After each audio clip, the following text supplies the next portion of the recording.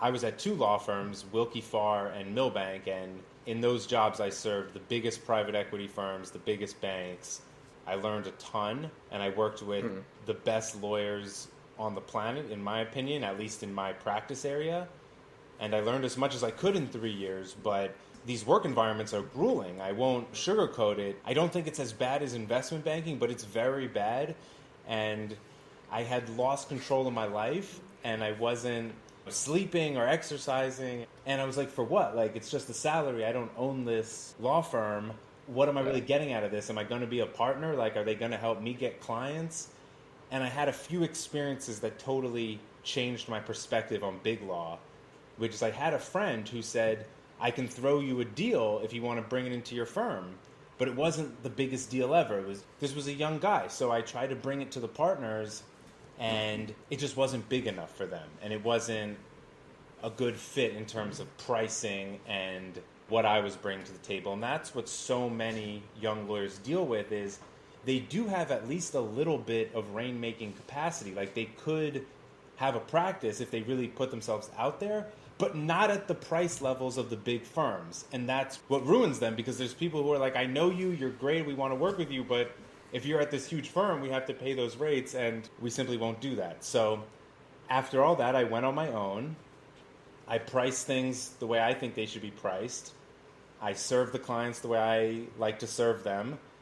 And I picked the clients I want to work with. So it's not just the big banks anymore, it's small businesses that actually mean something to community and to culture. And it feels great every single day to do that and be excited about the progress we're making, as opposed to just being a cog in the machine of corporate America. Yeah. What's the culture like at those places? Like, I know you were saying you're not sleeping and all of that. Is that what everyone's like there? Like, obsessed with the work and grinding all the time? Pretty much. There's ups and downs. There's some practice areas, things are busy at a certain time. There's always downtime. But yeah, for the most part, it's crazy all the time. If you're not working all the time, you're on call all the time, which is strange because you look at other industries, other tough industries like tech and medicine. Let's not get it twisted. Like, those companies are on call 24/7, but that's the company. So there are shifts, and the doctors might be on call. They have their duties, of course, but it's not every single day. And, likewise with tech companies that require 24/7 service, there are shifts. And in law, it's just insane. So I was there during the shift to virtual, and I only had a short amount of time really in the office environment and getting that old school stereotypical crazy in-office scene. So I never really experienced that. But what I did experience was a shift to virtual that was accompanied by, in my opinion, much greater intrusions into people's personal lives, because it was basically understood that you were going to be available all the time, especially when there was literally a mandated lockdown. The excuses were nothing at that point. So yeah, people are very demanding. The clients are demanding, and they're demanding of the partners, and the partners are demanding of the senior associates, and the senior associates are demanding of the junior associates. And then you start to become the monster that by year 2 and 3, you're demanding the interns. Exactly. Like, I've had a few experiences towards the end there where I was like, wow, what have I become? I'm so stressed out right now over the speed at which we are delivering such a meaningless deliverable, and I have passed that stress on to other people. So why do you say meaningless deliverable? What was it? Let's not get it twisted. Many deliverables we're working on are of the absolute utmost importance, and it's the highest stakes deals you could possibly be working on.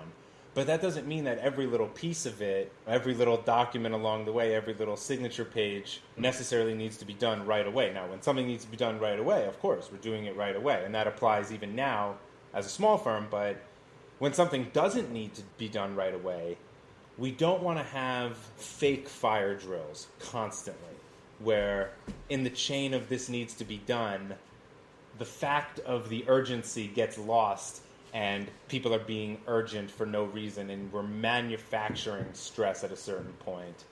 And yeah, it's that kind of a place, but there's good things. I think the best thing that everyone says really is the mentorship, and The lawyers who've made it there a long time, they are very good. And all the tactics I use today, and it all comes from these partners that they annoyed me so much, but I was paying very close attention and I always respected them and I wanted to be like them in certain ways. So you get the best of the best. It's crazy cutthroat, but once you shift your mindset to realizing that it's just a learning opportunity and you accept that you're one of the people who doesn't belong there long term, it gets much easier.